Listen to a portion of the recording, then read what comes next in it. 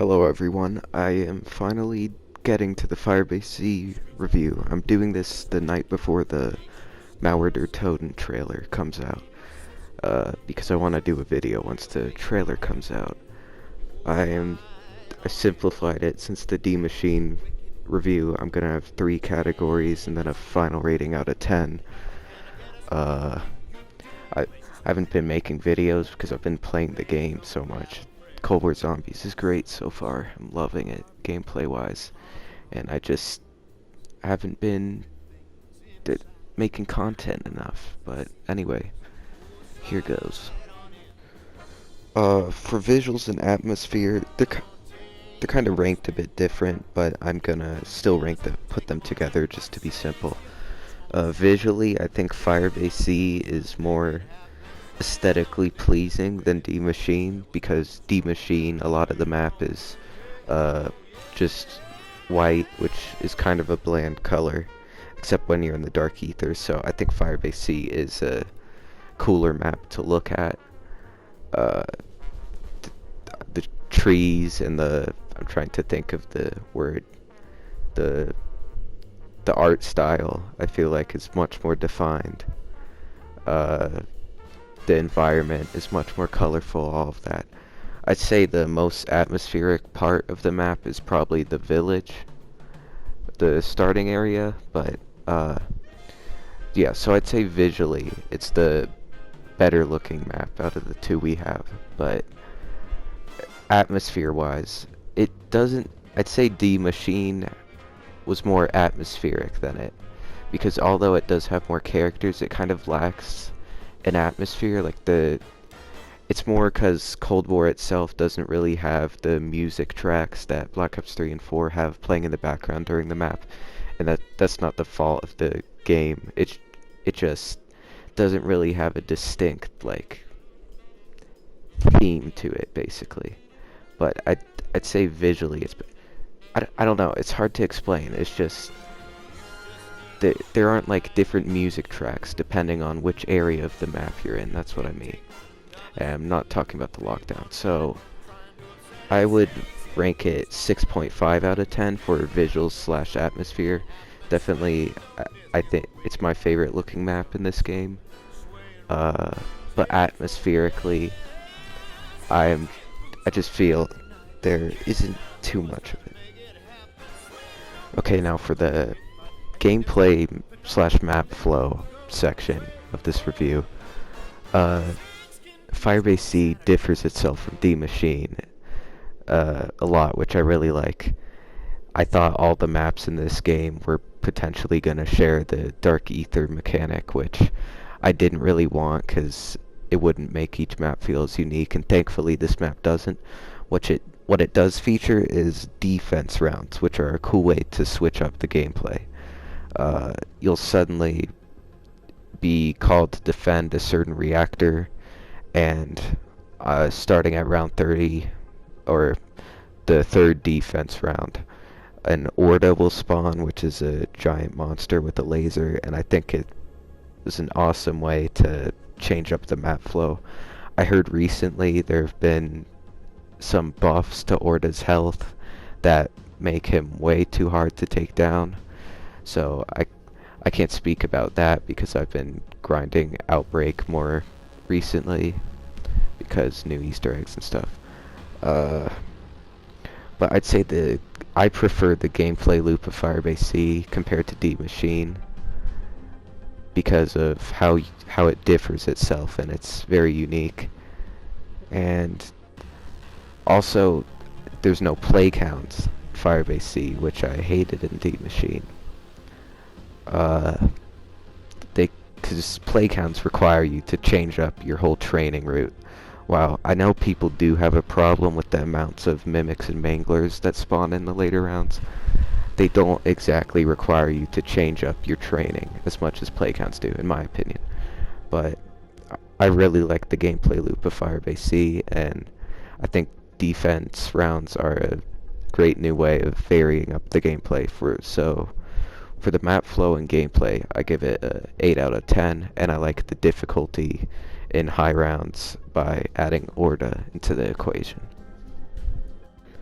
Now for the Easter egg slash story section, I think, of this review, sorry. I think Firebase Z handles the story much better than D Machine did. I think D Machine still handled it well, but there's a lot more character interaction in Firebase Z because you have Dr. Peck at the facility, which directly correlates to multiple of the Easter egg steps. You're constantly talking to him. Weaver will banter with him, and I think I like the dynamic a lot. Now the Easter egg I also think is really fun. It has an actual boss fight at the end, although it's pretty, the Easter egg itself is pretty simple. Like, I was able to do it with my friends and everything. I usually do Easter eggs solo, but I did it with my friends, and it went pretty smoothly because the steps, once you have them in your head, you can remember them mostly. You don't have to go back to the guide. I think the free Reiki Easter egg, the dartboard step is tedious, but I feel like once you master it, it isn't too bad, and either way you can get the Reiki very easily from trials. Speaking of the Reiki, I think it's a great wonder weapon, great addition. Strangely, this is the first Ether map that doesn't have the regular ray gun as an option, which I guess because it kind of seems to be the god weapon in Cold War, and they want to keep it as like the best possible wonder weapon. So I guess it would make sense because it would overshadow the Reiki too much. But I say the Easter egg's fun. The story is, I like the story much better than D Machine's. Or D Machine did have a better setup though. But even though that's not part of the map technically. And there was something else I was thinking of. Oh yeah, the mimic step is what people were. I think the mimic step is much easier now that everyone has a better understanding of it, but when the map came out, everyone was freaking out about it. But overall, I'd say the Easter egg is like a perfect Easter egg for a more casual experience. I'm not saying I'm super hardcore or anything, but it's a nice I can't talk. It's a nice, easy Easter egg, and it's fun to do with friends, and you can basically just remember all the steps even after taking a break for a couple of months if you do. That's a very specific example, but I think they balance the Easter egg and the story very well in this map, and I'm going to give that a 9 out of 10. I know some people are disappointed that Treyarch is basically just telling us specifically what to do during the Easter eggs now, which is definitely something I can understand. If they do it throughout like every Easter egg, that might be a bit disappointing, but with the new Outbreak Easter eggs, especially the first one, I think they definitely want to still make a challenge, especially the first Outbreak Easter egg pre-patch. That I attempted that way too many times before I actually got it. Anyway, but I think Firebase Z is still just super nice little Easter egg you can do with friends, with the fun little boss fight at the end, and there's an ending cutscene, which is pretty cool. I'm not going to go into the lore right now because I would rant on and on about the lore and nobody would know what the heck I was talking about. But yeah, I really like the Easter egg. 9 out of 10. I think I already said that, but I'm recording this clip like after. Okay, so for the final rating, I think I give Firebase Z as a whole 8.5 out of 10. I may change this rating over time. I don't know. Probably depends once Cold War's life cycle is all done. And I still think just Cold War is a very, very nice zombies experience. With the mechanics are great. I'd say the maps can be a bit bland in atmosphere, but the story is still great because they got the Treyarch writers, Craig Houston, everyone on it.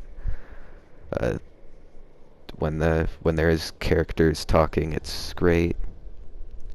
I think a big contribution that a lot of people aren't noticing is the maps don't have like original soundtracks anymore, which I can understand that that's a lot of effort to go through. But yeah, I think that might be contributing to what people are saying, how it doesn't feel like there's as much atmosphere as Black Ops 3 and Black Ops 4, since they had full-on soundtracks. But they still have the round changes, game overs, which are absolutely great. This map shares a lot of weird similarities with Gorod Krovi. Manglers came back. It's the first original Ether map since Gorod Krovi. There's a specific round change that's very similar to one of the specific Gorod Krovi round changes. I don't know. And I like the Manglers' new voices. I might like them better than the original voices. And they seem to be straight from... You know what, I was going to start getting into lore, but I'm not going to talk about that now. So yeah, 8.5 out of 10. This might change as a whole once Cold War is done with, because I might look at it as a map by map comparison and then compare to what we got in other games. But I've seen all Treyarch's dev I can't talk right now, dude. I've been watching Treyarch's dev streams, all their patch notes, and they obviously have a lot of passion for this mode. And I can't wait to see what they do with Mauer der Toten, and I'm definitely going to do a video once the trailer comes out tomorrow. This video actually might release. I think I'm going to try making it release the morning that... I'll try to make it release the morning before Mauer der Toten comes out. And sorry, I'm like going a lot and taking a lot of weird breaks in my speech. It's like midnight right now, and I'm not thinking completely straight, and PlayStation Share Factory only allows a certain amount of audio clips, so I can't edit this as much as I want to. So this might not be as good quality as the D Machine review was, editing wise, because I also didn't have enough clips. My PS4 storage is being really weird right now, so I only have footage from Firebase Z right after it launched, kind of like I had with D Machine. So I don't have any high round gameplay or anything, and you can see I'm using Port Nova as an operator because it was before Maxis came out. If I'm going to talk about the Outbreak Easter eggs, as a side note, since I'm probably not going to do full reviews on them, I think the first Outbreak Easter egg is great. I love the whole new area in Ruka. The Ruka missile silos. I think it shows that Treyarch still wants to make challenging experiences, and they obviously still can. And I know they're trying their best, because I bet Activision is the one who put the operator system in place, but you can tell the writing team is still trying their best. They're making as much dialogue as the past games. It's just it's in Intel and radios now, and there's still tons of lines for the characters that are talking to you on the comm. And the second Outbreak Easter egg I liked as well. It obviously wasn't as big as a scale, but I still thought it was really cool. We got to go to the other side of Sanatorium. Well, I know we can do that in multiplayer, but still. I thought it was very cool, and I kind of don't want Kravchenko to be like the main villain, because I don't want them reusing a campaign villain as the main zombies villain, so I hope Valentina is Valentina, I'm going into lore here, but no one's probably watching at this point anyway, so I can talk about it. Valentina is probably collaborating with the One or some entity in the Dark Ether. So I'm excited to see. Maybe we'll even team up with Kravchenko at some point. He's probably going to be directing us during Mauer der Toten anyway. So, and they released a small teaser today with the classic power switch, mule kick, machine.